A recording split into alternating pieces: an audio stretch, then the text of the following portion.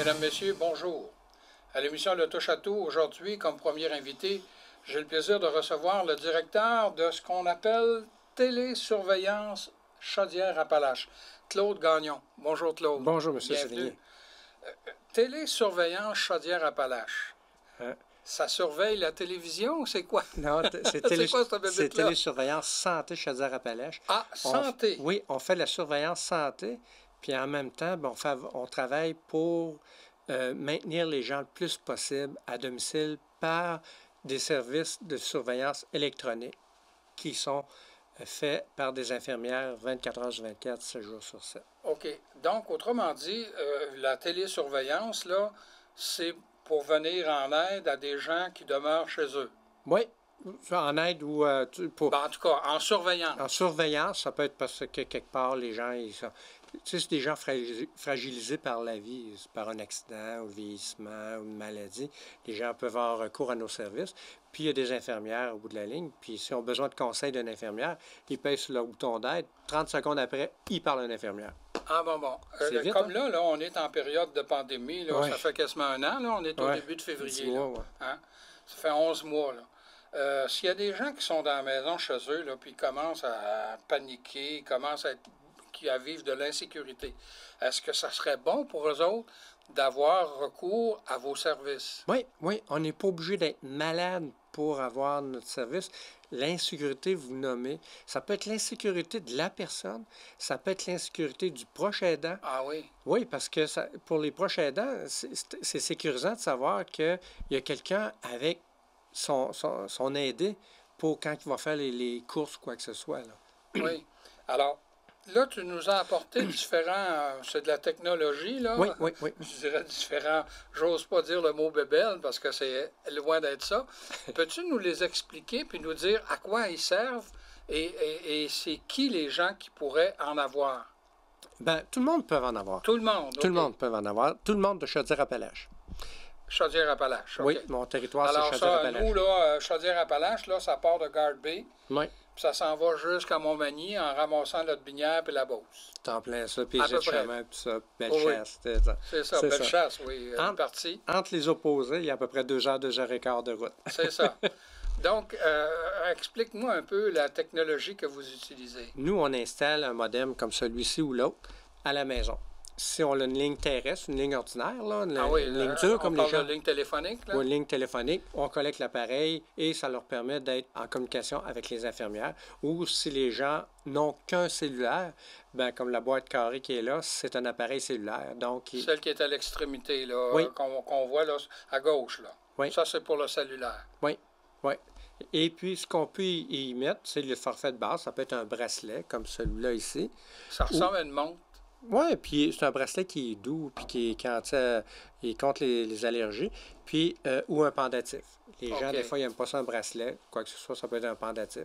Donc, ça, c'est notre forfait de base. Il y a aussi la détection des chutes. Donc, si la personne tombe, ben 30 secondes après, il y a une alarme qui se fait à la centrale et les infirmières essaient de rentrer en communication avec la personne. Pour rentrer en communication avec la personne, c'est dans les 2 modems, il y a un microphone puis un haut-parleur. Fait que la personne n'a pas besoin de se lever et de décrocher. Elle parle au téléphone. Elle peut être assise sur son divan puis elle ne file pas. Elle paye son bracelet. Les infirmières vont donner des conseils santé. Donc, ça évite d'aller en clinique, surtout dans le contexte actuel. Oui. Donc, de rester chez soi. Mais pour ceux qui sont actifs, qui veulent sortir de la maison, qui disent « Moi, je veux continuer à prendre ma marche », on a un GPS.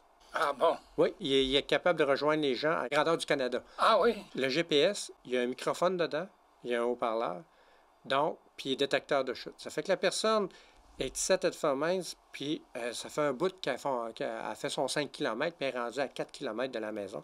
Elle pèse sur son GPS. Les infirmières, les gens vont répondre.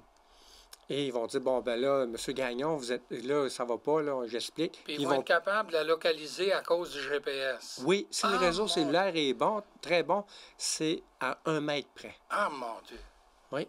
Alors, tout ça, ce service-là, j'imagine que vous autres, vous êtes un organisme sans but lucratif. Oui. Vous dépendez de quel organisme provincial? Ou... Non, on est un organisme autonome, on est un organisme d'économie sociale avec un conseil d'administration. Ah oui. Ça fait 31 ans qu'on existe. Ah bon? Et puis, on est vraiment, nous, là, c'est de faire en sorte que notre mission, c'est de faire en sorte que les gens restent à domicile, qu'ils puissent utiliser le moins possible les services d'urgence. Tu sais, au lieu d'utiliser l'ambulance, là, si on peut l'aider, ben c'est des frais de moins, tu sais. Puis nous autres, on a un système de répondants autour. Si la personne pèse son bracelet et n'est pas capable de rentrer en communication avec les infirmières, ben on appelle les répondants et les répondants vont vérifier à la maison. OK. Mais depuis tout à l'heure, tu me parles d'infirmières. Ça veut dire qu'il y a toujours une infirmière à la disposition, en tout cas des Oui. gens qui détiennent Oui. cette technologie-là. Oui, on est les seuls, là même.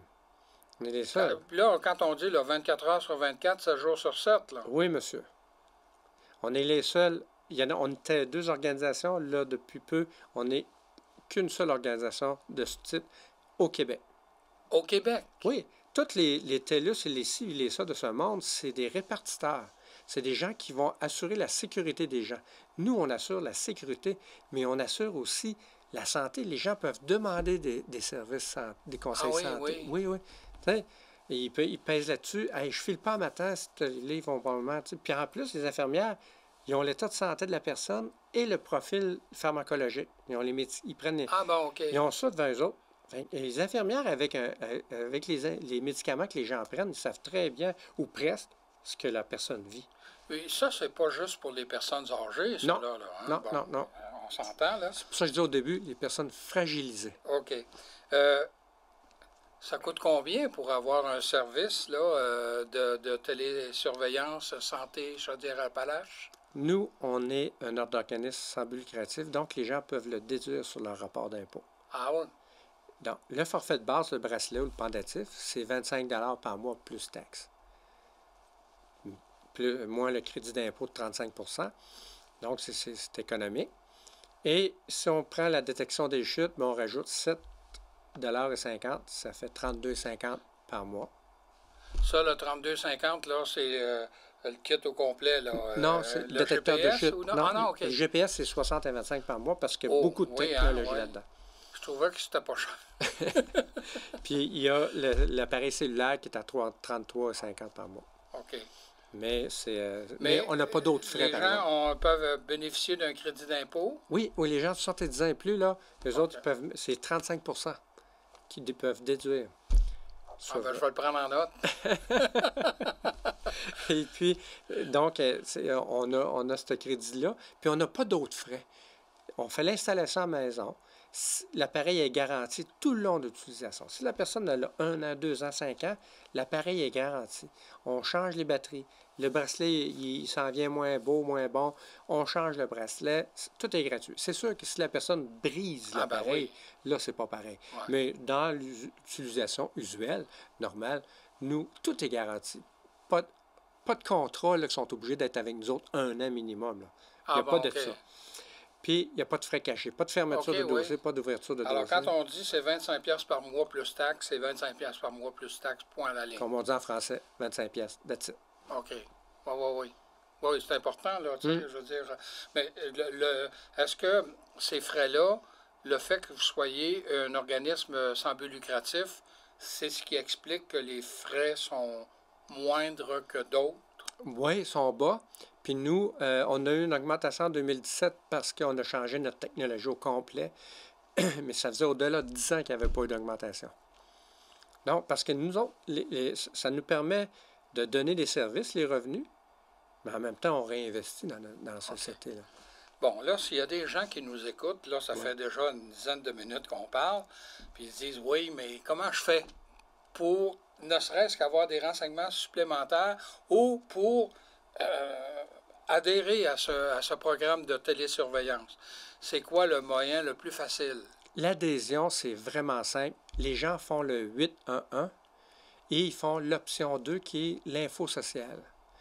L'option 1, c'est info santé. L'option 2, c'est info sociale. Ils font le 2, puis ils font la demande. C'est pas plus compliqué que ça. Alors, c'est pas compliqué. On prend le téléphone et on fait 811. Oui. Puis quand ils nous répondent, on pèse sur le 2. Quand que la boîte vocale embarque, on fait sur le 2. Puis Il y a quelqu'un chez vous qui va répondre. C'est les gens, du réseau de la santé qui répondent. Parce que nous autres, c'est des infirmières du réseau de la santé qui répondent. Puis les autres, ils vont diriger la personne à vos bureaux. Non, la personne fait une fois une demande. Après ça, tout se fait automatiquement. Moi, je reçois la requête puis après ça, je vais faire l'installation. C'est eux autres même, là. Autrement dit, là, il n'y aura pas pèse sur le 1, pèse sur le 3, pèse sur le 4. On vous aime, mais pèse sur le 7. Non. On fait 8 à 1, 2. Yes. Pas plus compliqué que ça. Ou ils peuvent m'appeler. Ah bon, à quel numéro? 418. 418. 625. 625. 3301. 3301. Pour de l'information. Mais s'ils veulent adhérer, ils font le 8 à 1. Puis OK. Alors, Luc va se faire un plaisir de le mettre, le numéro, mais je le répète. 418-625-3301. C'est bien ça? T'en plein ça. Bon. Et ça, c'est pour avoir des renseignements additionnels. Mais si les gens veulent s'inscrire au programme de télésurveillance, ils sont mieux de faire le 811. Oui. Attendre, puis choisir option 2. Oui, puis ils peuvent faire ça le jour, le soir, la nuit et les fins de semaine. 24 heures sur 24, 7 jours sur 7. Oui. Bien, merci beaucoup, Claude. Merci beaucoup, M. Sylvain. Alors, j'avais le plaisir de recevoir le directeur de télésurveillance santé Chaudière-Appalaches, M. Claude Gagnon. Je vous invite à demeurer des nôtres. L'émission se poursuit dans quelques instants.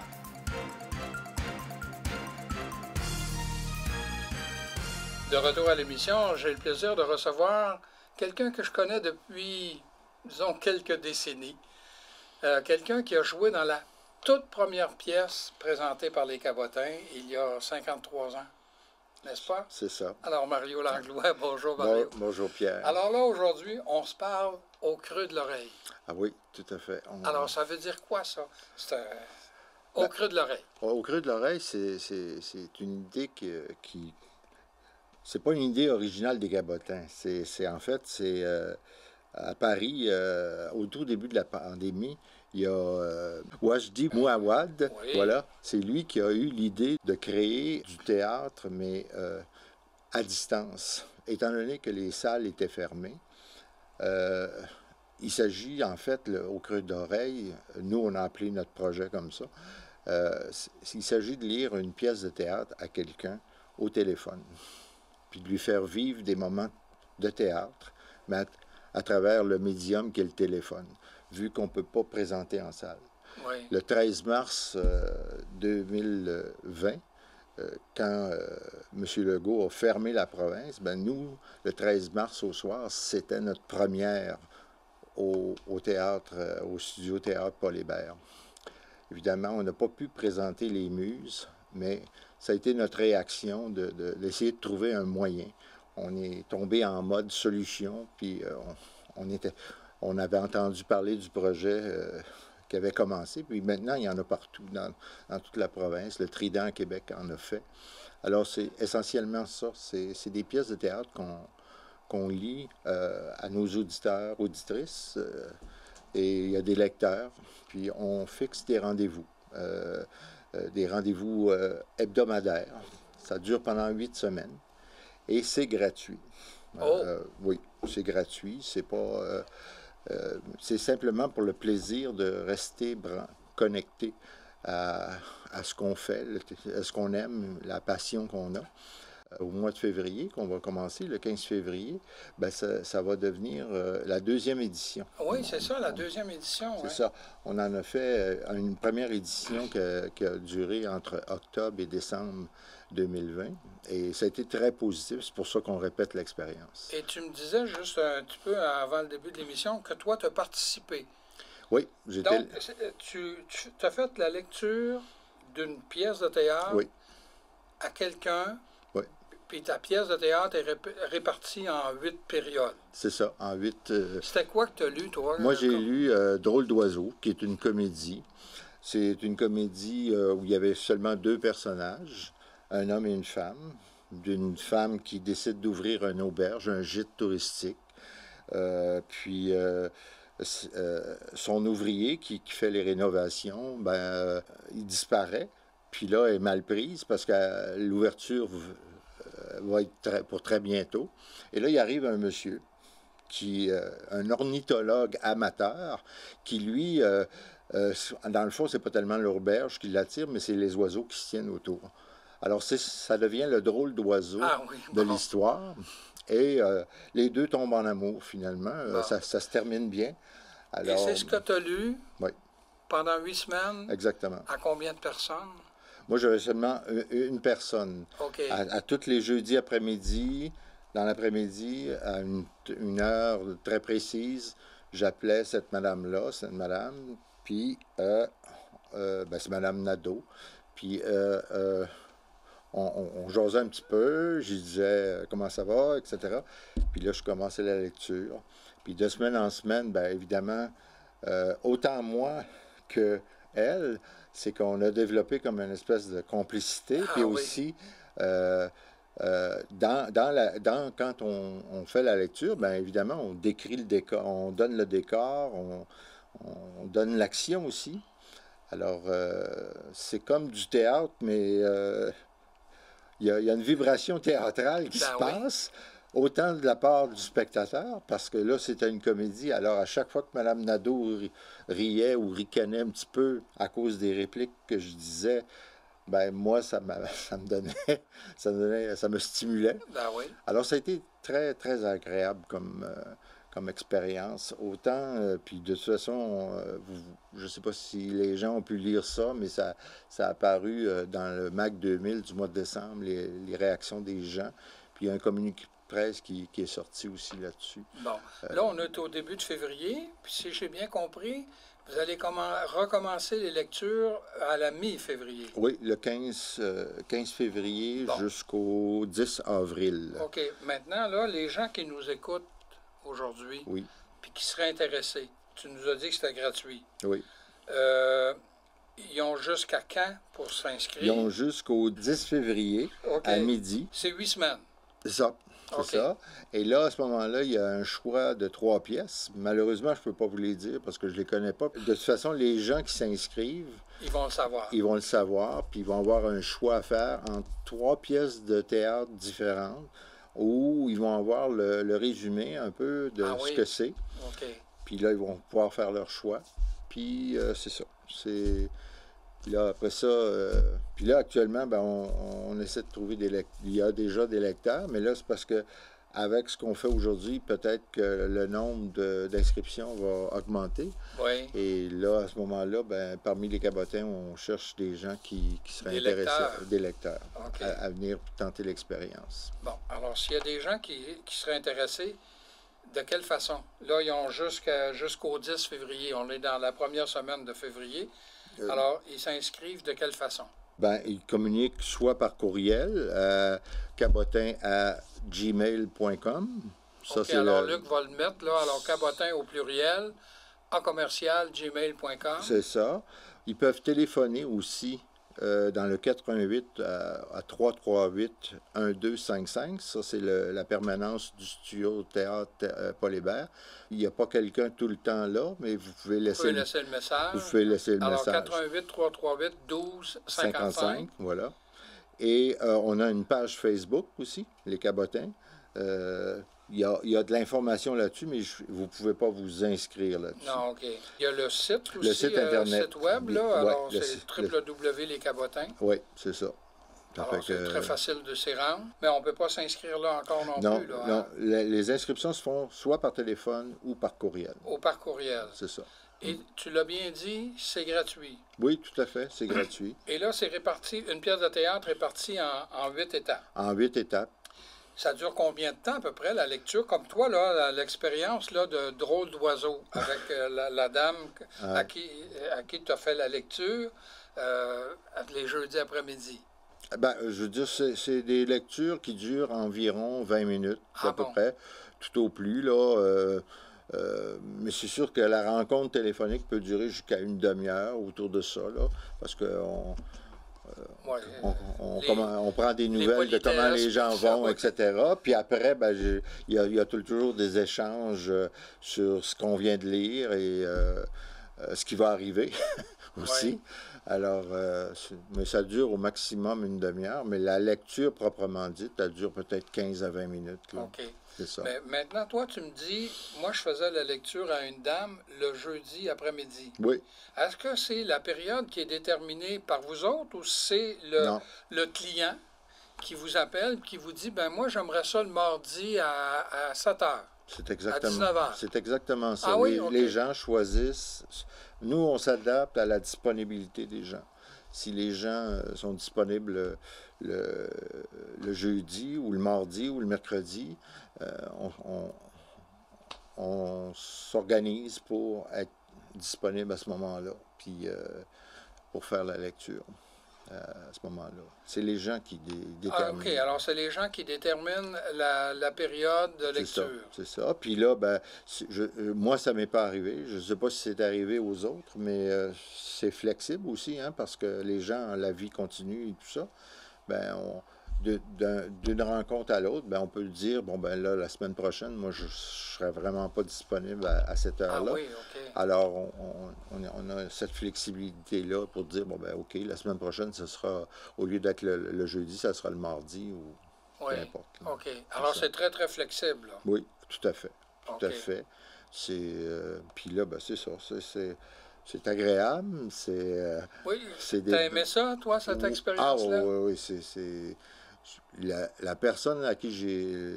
Mon auditrice et moi-même, je veux dire, à un moment donné, il y a cette petite magie-là où on est complice. Ça se passe, c'est assez spécial parce qu'il y a on a cette vibration-là du théâtre. On n'est pas dans une salle de théâtre. La personne est assise dans son salon, puis toi, tu es assis dans le tien, mais à travers la voix. C'est la puissance de la lecture. Hein? C'est comme lire un roman, de toute façon. Oui. Quand on lit un roman, on voyage dans notre tête, on voit le décor et tout. Oui. Ben, c'est la même chose. C'est la même chose, mais c'est un peu plus vivant parce qu'il y a la voix, il y a le son, il y a la voix du comédien qui interprète, parce que là, quand tu lis deux personnages, ben là, il y a une femme et un homme, tu lis pas pareil. Là. Non. Alors, je rappelle que ça s'intitule Au creux de l'oreille, qui est une expérience auditive unique, et les gens qui seraient intéressés n'ont qu'à téléphoner au 88 338 1255 ou s'inscrire. Pour s'inscrire aussi, c'est à l'adresse courriel. C'est cabotin avec un S, @gmail.com. C'est ça. C'est pas plus compliqué que ça. Ben, le mot de Cambronne, Mario. Merci beaucoup, Pierre. Et vous, je vous invite à nous revenir la semaine prochaine.